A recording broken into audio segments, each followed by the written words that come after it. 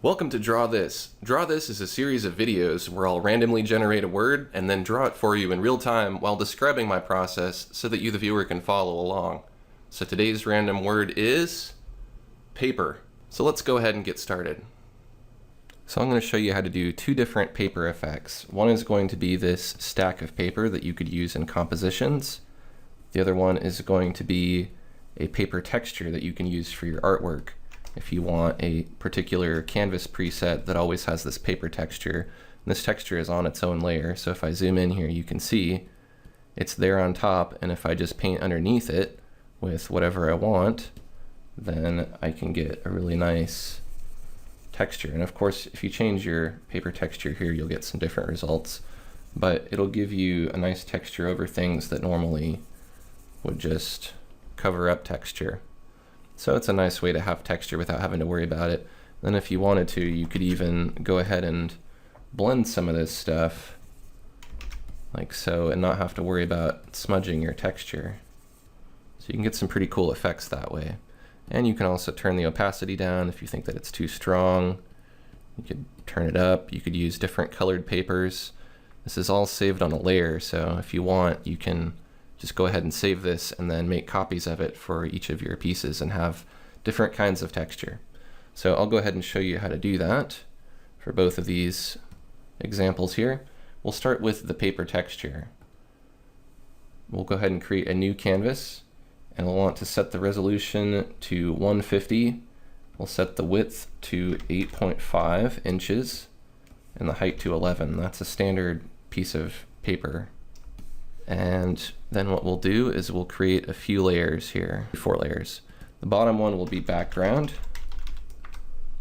and we will want to just go ahead and fill this using the paint bucket with white. The next layer is going to be tone, and you can pick the tone of your paper. So let's say maybe kind of a gray cream color. We'll want to set that to multiply. The next layer will be texture 1. And the other layer will be texture 2.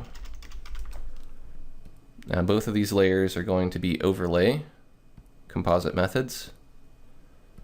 And then we're going to select neutral gray, which is 128 in value. We'll use the paint bucket to fill both of those overlay layers, so texture and texture. It's going to look like nothing happened because if you change this back to default, what it's doing is filling it with gray, causes that gray to disappear if it's set to overlay. So that's a good thing. That means if we apply texture to this overlay layer, we'll be able to see the texture, but we won't see that gray color. So for the first texture, we'll want to select the approximate paper that we might want. Let's go ahead and choose this fine hard grain, and we'll go with these settings here. We'll go to Effects, Surface Control, Apply Surface Texture. Now you may have to zoom in to be able to see this texture here. I'm going to go ahead and click OK to just accept these basic settings here. And then I'm going to zoom in just a little bit so that you can see this texture. So we have a nice paper texture now. It's good to add a couple textures because it starts to look kind of tiled if you zoom out, and I find if you add a couple textures and you modify them a little bit, it looks a little more organic.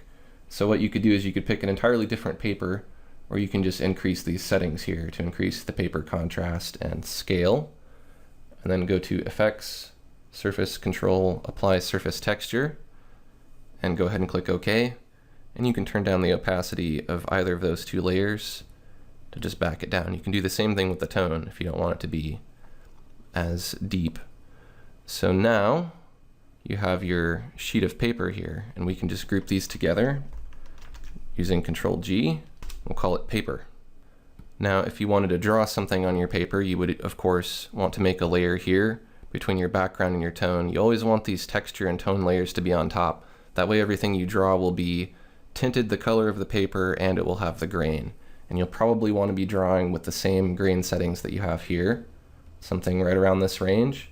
And if you use a brush like the chalk, that works pretty well for a pencil. We can pick a gray color and we can draw with this, and you can see you get a very nice natural paper result.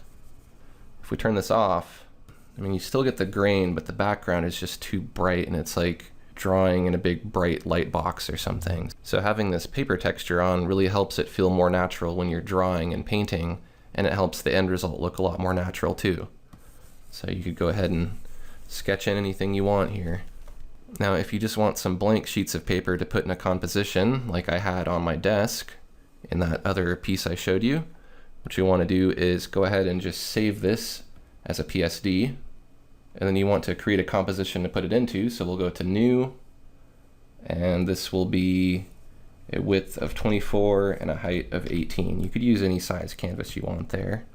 And we'll go ahead and save this as desktop. Call it desktop 2. You can call it whatever you want. I'll save that as a PSD as well. Now, rather than try to composite this in Painter, I'm going to go ahead and do this in Photoshop because it's a little bit easier for me to do it there. So I'm going to just close both of these compositions now that they're saved and jump over to Photoshop. Okay, so I have these both open in Photoshop. I'm going to jump over to the paper, and I'm going to right-click on the paper layer, and I'm going to go to Duplicate Group. And I'm going to choose that desktop composition and go to OK. Now if I jump over there, my paper is now in that composition, and I can move it around and do what I want to it. So what I want to do is I want to give it a drop shadow so that it looks a little more natural. And I don't really need all these layers to be separate. If you did want to go ahead and put text in here or images or do a drawing, you could go ahead and do that now, because what we're going to do is put this in perspective. So you'd want to go ahead and put all your images on here before you put this in perspective and keep all your texture on top. But I'm not going to add anything to this, so I'm just going to go ahead and collapse this group by doing Control E, and now our paper is just on its own layer rather than having all those extra layers. I'm going to click on FX and drop shadow. And I'm going to pick an angle for my light. Let's say it's coming from the top left pointing down. And then you want your distance to not be very far. I mean, you can do this as much as you want, but for the stack of paper, you want the distance to be pretty small and the size to be kind of on the smaller end as well. Same thing with the opacity. We'll put it maybe somewhere like here. I'll go with these settings, and I'm going to click on OK.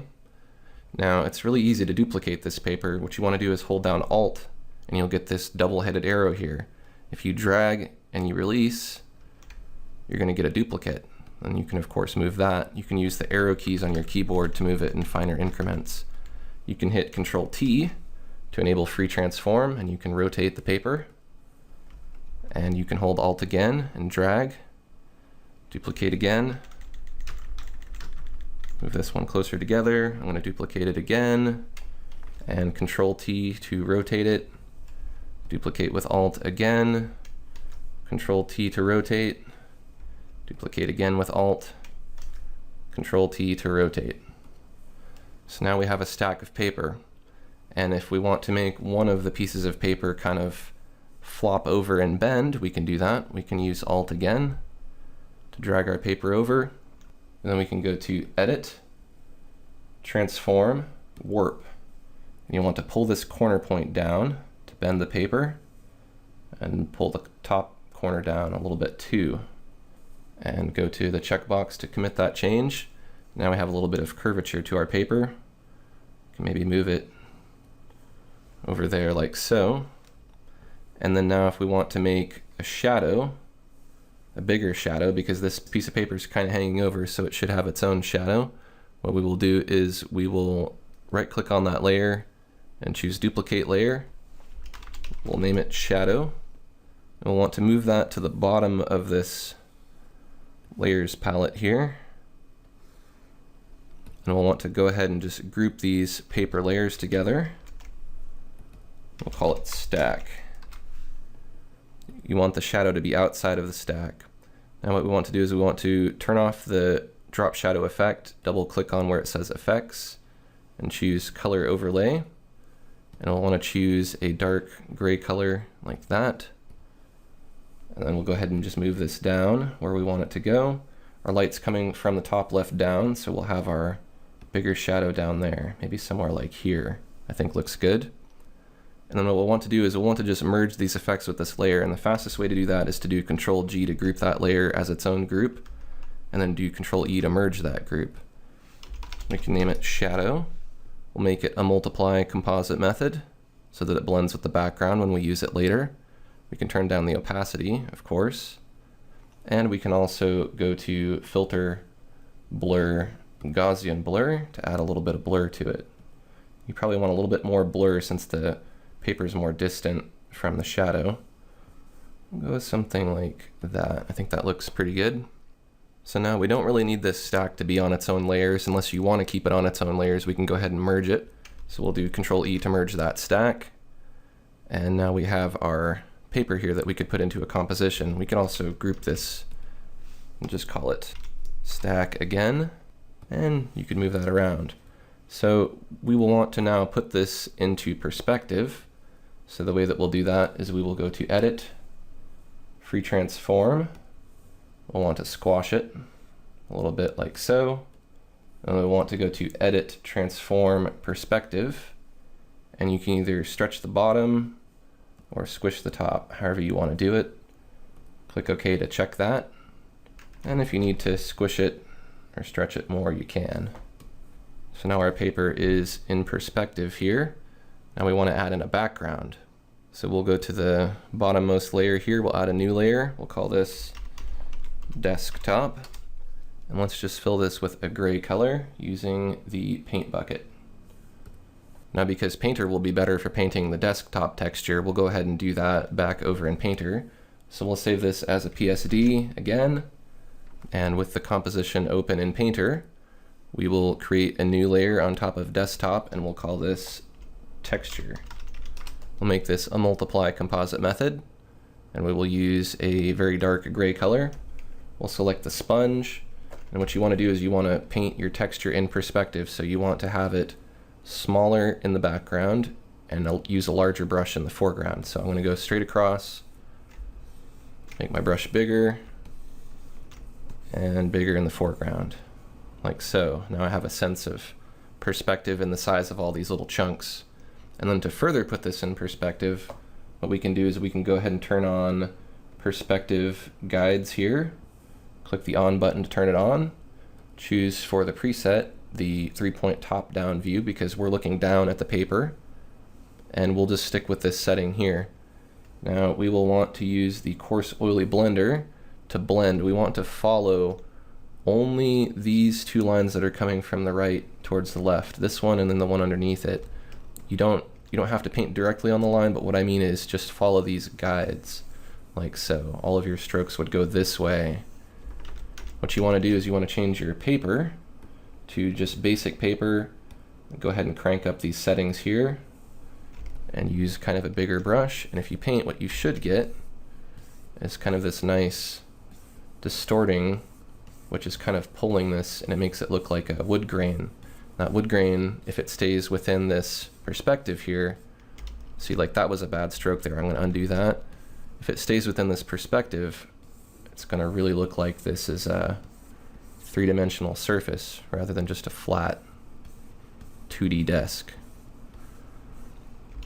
So see, I'm being very careful here. I'm doing undos as I need to because I want to make sure that I follow this pretty precisely.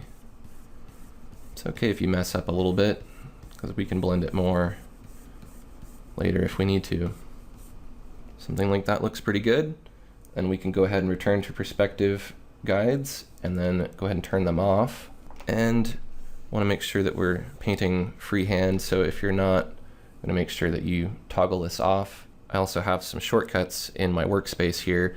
P will, when this is turned on, P will toggle through the modes, as you can see here. And Shift P will toggle perspective guided strokes on and off. So if I do Shift P, it's off. If I do Shift P, it's on. So that's been really handy for me. I'm going to go ahead and just leave this off. And you can see that now that wood texture is kind of flowing into perspective here. If you wanted to blend this more with the diffuse blur blender, you could do that too. And you would still want to follow those angles there. You can just blend it a little bit. This is really optional. You could leave it how it was there. I think that helps a little bit. Now we'll create a new layer that is going to be a multiply composite method, and we will call this color. And we will go ahead and choose a kind of bright orange color like this, and we'll choose fill. And then we'll adjust this color until we get the kind of wood color that we want. So maybe we want something that's a little more towards the red-orange side. We'll go to OK. Now we will go ahead and just group these desktop layers together.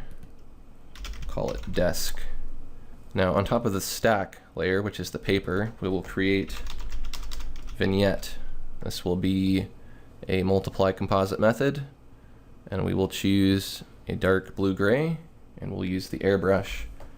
Now we're going to just vignette the edges here and go a little bit on top of the paper. This is just going to help this look like a photograph or a more real composition here. Let's add a little bit of color cast to the room. We'll create a new layer. We'll call it color cast. This will be a multiply composite method. We'll use kind of a light yellow cream color like this. We'll go ahead and fill. We'll choose OK.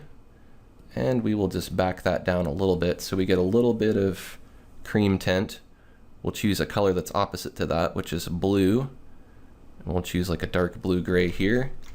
And we will go ahead and add a little bit of blue cast down near the bottom edge, just to have a difference in the two colors. And maybe we'll back down the opacity just a little bit more. Let's add another new layer, and we'll make that a multiply composite method. This will be shadows. These will be shadows that'll be on top of the desk and the paper. You can use that same kind of blue-gray color and the airbrush. And we'll paint in some mysterious shadows here. Who knows what these are or what they're doing with this paper? I may never know. Go ahead and back that down a little bit so it's not so intense. If your shadows are a little too neutral, you could also turn on preserve transparency and paint over them with the airbrush to make them more blue, like this, if you wanted some effect kind of like that. Let's add a little bit more texture to the desk. We'll go to the desk layer, we'll turn off preserve transparency, we'll create a new layer that is called desk grain. This will just be a little grainy texture that we'll put in. It'll be very, very subtle, but it's really going to help this to look more realistic. So we will use the pixel spray for this, and we will choose a kind of tan color like this, and we'll go ahead and just paint. Now at a distance, it's not going to look like anything's happening, so we'll paint over the whole thing a few times, and then we'll go in and zoom in and see what happened. There's going to be a lot of little sprinkles of pixels. So when you zoom in and you look at the wood, it's going to look a little more natural. Let's choose a kind of brighter red color like so and put some of that in. And then if we zoom in, we'll be able to see there's a little bit of texture here. Now if we turn down the opacity to just blend that in subtly, get kind of a more natural wood effect. There's a lot of sparkle in there with that nice dark grain. So there you go. That's how you can paint your own paper texture for your canvases and make a stack of paper for a nice composition like this with a desktop and some eerie shadows. If you enjoyed this episode of Draw This, take a quick second to like this video and share it with your friends. And don't forget to click on the subscribe button to see my latest videos as they're released. Thanks for watching, and I'll see you next Tuesday for a new episode of Draw This.